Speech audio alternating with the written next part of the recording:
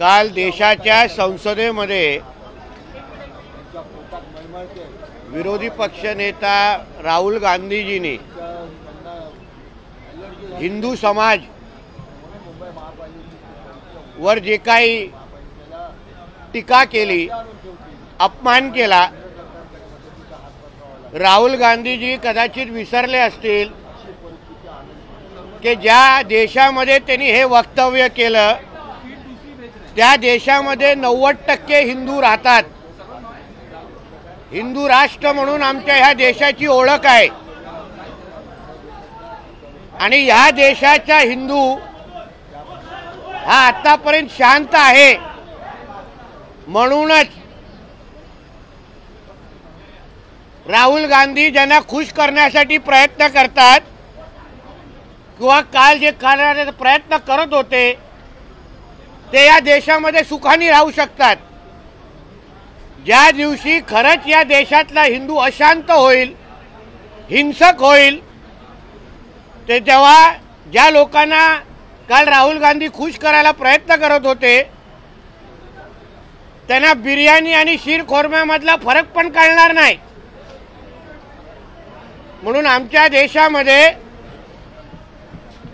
हिंदूंचा असा अपमान सहन होणार नाही आणि परत केला तर हिंदू समाज पण आपला तिसरा डोळा उघडेल, हे यांनी लक्षात ठेवावं। हिंदी में जानना चाहेंगे राहुल गांधी की स्टेटमेंट को किस तरह से देख रहे हैं? और विपक्ष का बोलना है कि राहुल गांधी ने ऐसा कुछ नहीं कहा है। कल जो राहुल गांधी जी ने संसद में जो कोई वक्तव्य किया है, शायद राहुल गांधी जी ये भूल गए कि हमारे भारत देश में 90% ये हिंदू रहते हैं। हमारी देश की पहचान ये एक हिंदू राष्ट्र है। आज हमारे देश का हिंदू शांत है, इसलिए राहुल गांधी इस तरीके का वक्तव्य कर सकते हैं। जिस दिन हमारे हिंदू समाज ने अशांत होने का शुरू किया, अहिंसा के मार्ग में जाना शुरू किया, तब जिसको वो खुश करने की कोशिश कर रहे हैं राहुल गांधी, उनको बिरयानी और शीरखोरमा में का भी फर्क समझेगा नहीं। इसलिए जितने देर हिंदू समाज शांत है उतना ये लोग सब लोग सोच के इस तरीके का वक्तव्य करे, वरना जिस दिन हिंदू समाज ने अपना तीसरी आंख खोली तभी राहुल गांधी जिनको खुश करने की कोशिश कर रहे हैं वो हमारे देश में 1% भी बचेंगे नहीं। सर, संसद में शंकर भगवान की फोटो और गुरु नानक की फोटो दिखाना कितना उचित है राहुल गांधी द्वारा? उतनी हिम्मत उन्होंने मोहम्मद प्रॉपर्ट का भी फोटो दिखाने की करनी चाहिए थी। गुरु नानक जी का फोटो दिखाया, हमारे शिव भगवान का फोटो दिखाया, फिर मोहम्मद प्रॉपर्ट का फोटो क्यों दिखाने की हिम्मत नहीं की? हिम्मत दिखाना चाहिए था ना। सर, विपक्ष का बोलना है यहाँ पे कि राहुल गांधी ने ऐसा कुछ नहीं कहा, लेकिन संसद की कार्रवाई से उसको हटाया गया है। विपक्ष जो यहाँ आके जो बात कर रहे हैं वो उन्होंने ये याद रखना चाहिए कि वो खुद भी एक हिंदू ही है। हम कांग्रेस, बीजेपी, शिवसेना ये सब बाद में है, सांसद, विधायक सब बाद में है, पहले हम हिंदू हैं। ये जिस दिन ये भूलेंगे नहीं तब उसी दिन उनको समझ में आएगा कि राहुल गांधी ने हिंदू समाज का किस तरीके से अपमान किया है। आपण जे बोललात त्याच्यावरच विधानसभेमध्ये काल चर्चा झाली। राहुल गांधी या सभागृह सदस्यांनी त्या विषयावर चर्चा का, त्याच पद्धतीने आताही प्रतिक्रिया दिली विरोधकांनी की त्यांनी असे कुठलं वक्तव्य केलं नाही ते पटलावून काढून टाकलं। बघा, मुळामध्ये जे राहुल गांधींचं वक्तव्य ज्यांना चुकीचं वाटत नाही त्यांनी हे विचार करायला पाहिजे की ते आमदार, खासदार, काँग्रेस, शिवसेना, राष्ट्रवादीच्या अगोदर ते एक हिंदू आहेत। हिंदूंचा जो काय अपमान काल राहुल गांधींनी केलेला आहे तेच वक्तव्य अगर त्यांनी पाकिस्तानमध्ये केलं असतं तर त्यांची जीभ काढून हातात देऊन टाकली असती। म्हणून हिंदू समाज ज्यापर्यंत शांत आहे तोपर्यंत ह्या त्याच्यामुळे ह्या सगळ्या गोष्टी होत आहेत।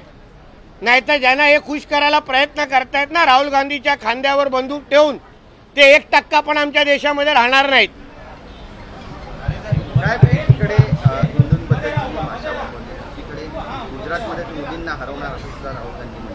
अहो ते स्वप्न राहुल गांधींनी बघू नये. मुळामध्ये ठीक आहे, यावेळी ते रायबरेलीमध्ये निवडून आले, पण 2024ला बघू ते कुठल्या भागामध्ये कुठले खासदार राहत आहेत.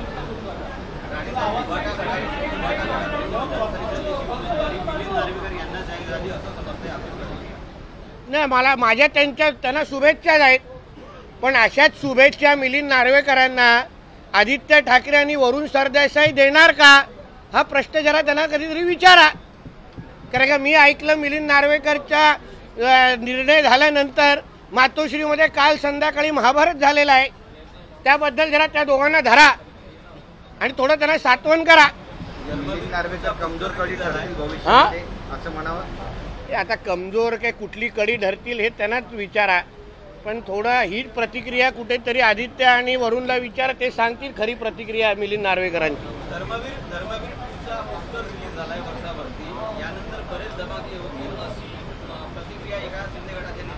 नक्कीच आहे ना, कारण का सत्य बाहेर येईल ना.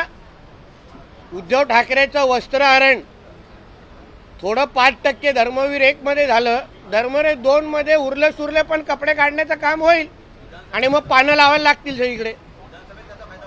हा ते आता त्या पिक्चर रिलीज बघितल्यानंतर सांगतो ना. अगोदरपासून पिक्चर मध्ये कमाई कशाला वाढू. हा धर्मवीर किंवा शिवसेनेच्या जडणघडणमध्ये चा खरा विलन हा उद्धव ठाकरेच आहे, दुसरा कोण नाही.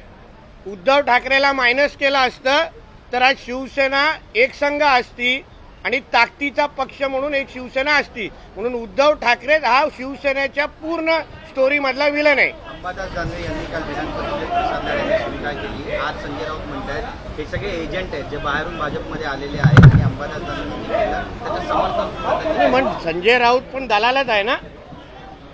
असे दलाल भांडूपच्या मार्केटमध्ये खूप भेटतात.